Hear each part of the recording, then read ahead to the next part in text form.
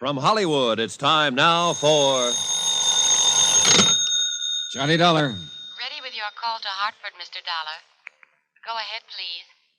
Johnny, what's up? Plenty, Dave. The Wells girl was right. Her father was murdered. We just got the autopsy report. He died from a dose of ground glass. Then I'll put a stop order on the insurance claim. It was filed this afternoon. And something else, Dave. A man died in St. Louis about 2.5 years ago. I wonder if you'd have Mutual Records Service check and see if he was insured. His name was Walter Maberly Burke. Burke? Well, Johnny, that's... Yeah, I know. Jonathan Wells' widow was previously married to Burke. They were married at the time of his death. And he also died suddenly and mysteriously. Holy smoke. Just call her Murdering Mabel. Oh, you haven't met her, Dave. She's just a sweet old lady who's had a little bad luck now and then. And she regards death as the doorway to a greater and more glorious life. Oh? Well, that sounds very noble. It would, if she didn't keep slamming the door.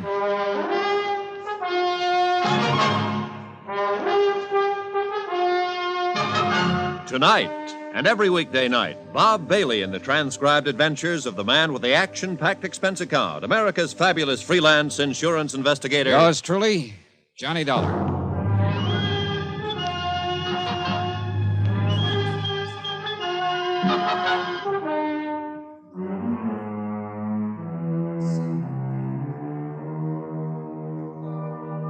From Special Investigator Johnny Dollar, location Chicago, to the Home Office, Northwestern Surety Company, Hartford, Connecticut. Assignment, The Lonely Hearts Matter. Expense account continued.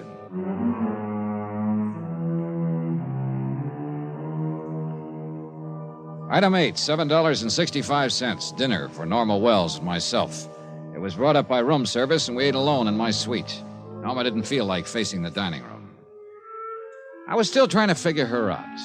When she'd come to me with a claim that her father had been poisoned by her stepmother for his insurance, I'd tagged her for a jealous, hysterical kid, and that still went. But now, with the autopsy report in, it was more than that. She was right. Jonathan Wells had been poisoned. And again, when she told me someone was hanging around her apartment, I only half believed her. But by now, I was about ready to believe anything. I'd have sworn I couldn't eat a bite. Well, you needed it. You've been going on nothing but nerve. And I'll still be. Until this is all over. Well, it shouldn't take long now. That autopsy report gives us the green light. The police will move in now, and we can put the pressure on. It's such a terrible thing. Why, 6 months ago, when she married him, she was planning this right then. It looks that way, all right. Father was always so good to her. And yes, and to that worthless nephew of hers, Burton Creeley. What kind of a mind does a person have, Mr. Dollar?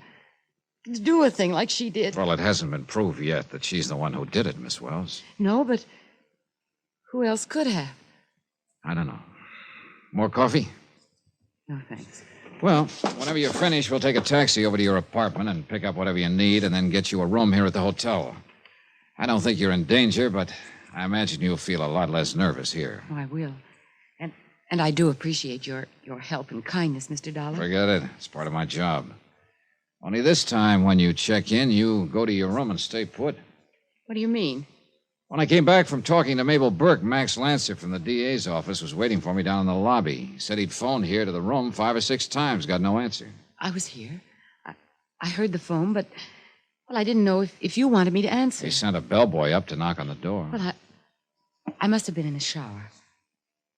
I was here all the time. Don't you believe me? Any reason I shouldn't believe you? Are you through eating? Yes. Okay, let's go. Expense account item 9, $1.80. Taxi from the hotel to Norma Wells' apartment. Night had fallen over the city, and the tall buildings of the Loop shimmered above the noisy blaze of lights. Laughing groups of early dinner-goers jostled through the scrambling packs of late shoppers. Auto horns, blaring jazz, newsboys, traffic whistles. Hurry, hurry, hurry. Yesterday never was, tomorrow's only a dream, and today's nearly gone.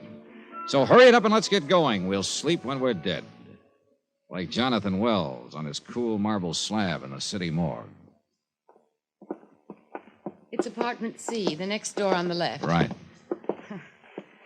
Have a key here somewhere. Sure you locked it? Oh, yes, I always...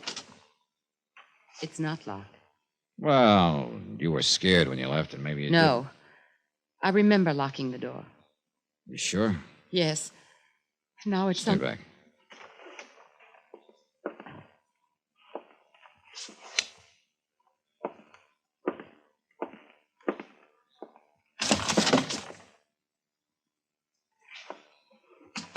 What is it, Mr. Dollar?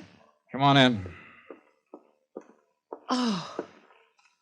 Oh, no. Yeah, it looks as though you've had visitors, Miss Wells. The whole place turned upside down. Why would anyone want to do that? Looking for something, probably. For what? I don't know. Suppose you look around, see if you notice anything missing.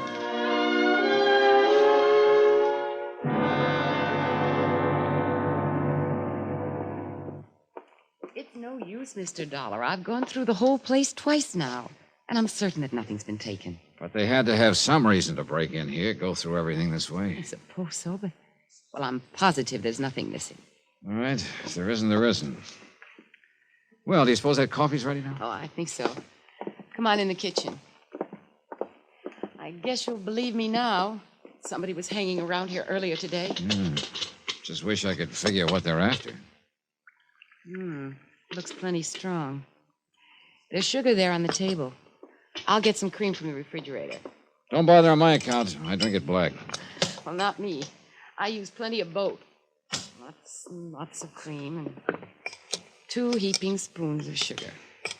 They must have had a reason to break in here. If it wasn't to steal something, then what was the reason? The sugar looks funny. Doesn't make sense at all. Guess I ought to keep it covered. The sugar. I was saying it looked funny. Well... Wait a minute. Maybe they broke in to leave something. Leave something? Yeah. Here. Give me that cup. And the spoon. What are you doing? Look. Oh, that's funny. It didn't even dissolve. The sugar dissolved, all right. Well, then what's that in the spoon? Ground glass. I phoned Max Lancer and had him send over a policewoman to accompany Norma Wells back to the hotel, get her checked in, and stay with her overnight. Then I called the Wells residence. The old lady answered the phone herself, and I asked for her nephew, Burton Creeley. She said he wasn't in. So on an off chance, I took a taxi to the office of the Rendezvous Club, Lonely Hearts Unlimited. There was no light showing behind the transom over the door.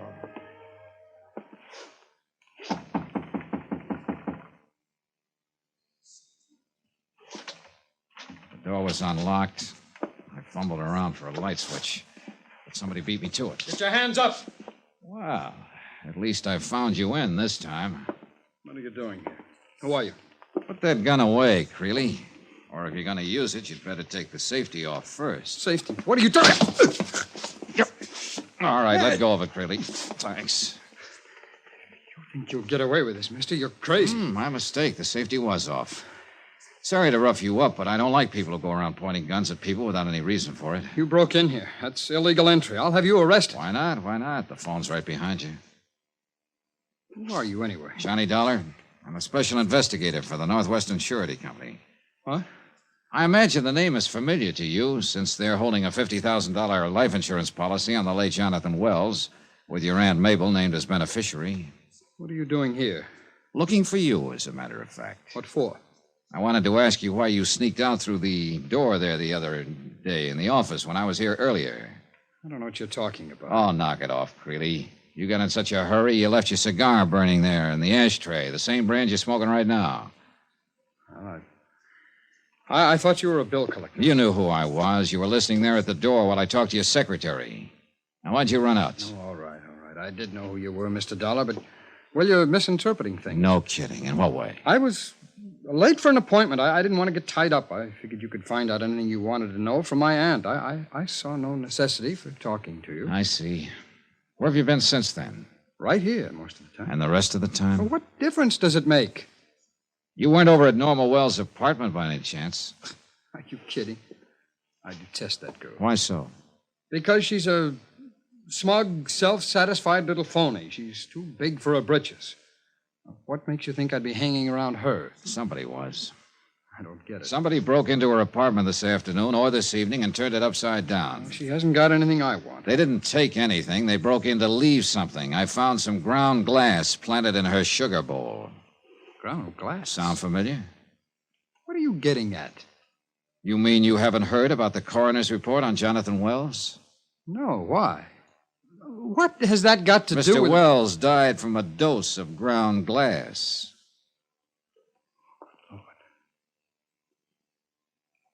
You mean he was killed, murdered? I don't imagine he ate the stuff intentionally, do you?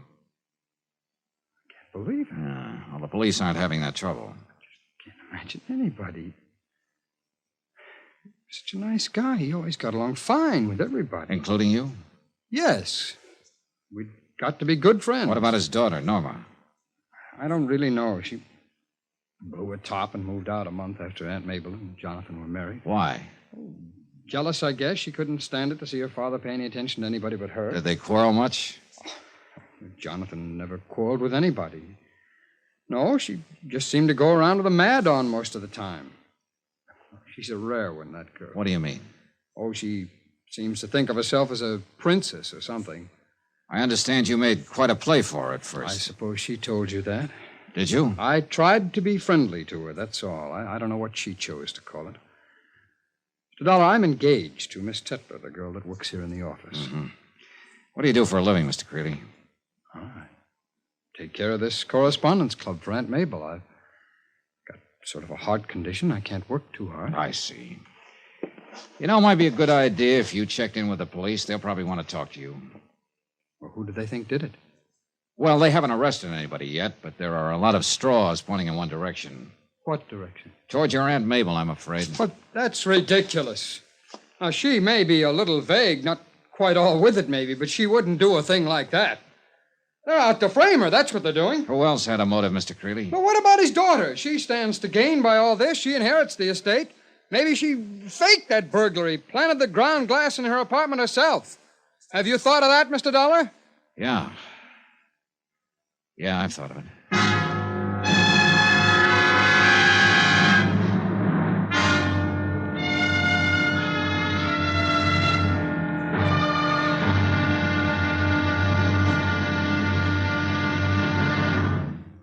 Now, here's our star to tell you about tomorrow's intriguing episode of this week's story. Tomorrow, another murder comes to light, another link in a long chain, and an old lady weeps for the wasted years.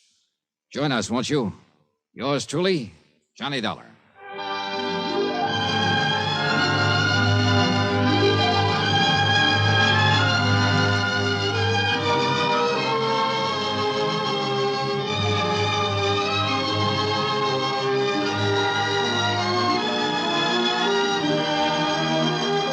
Yours truly, Johnny Dollar, starring Bob Bailey, is transcribed in Hollywood.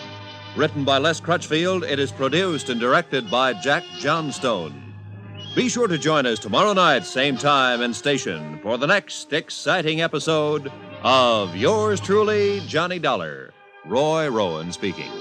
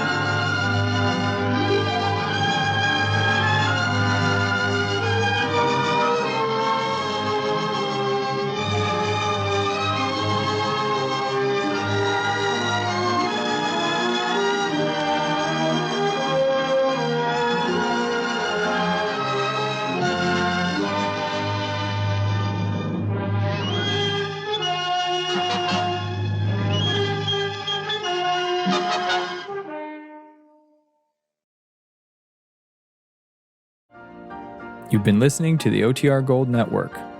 Find more classic radio at otrgold.com.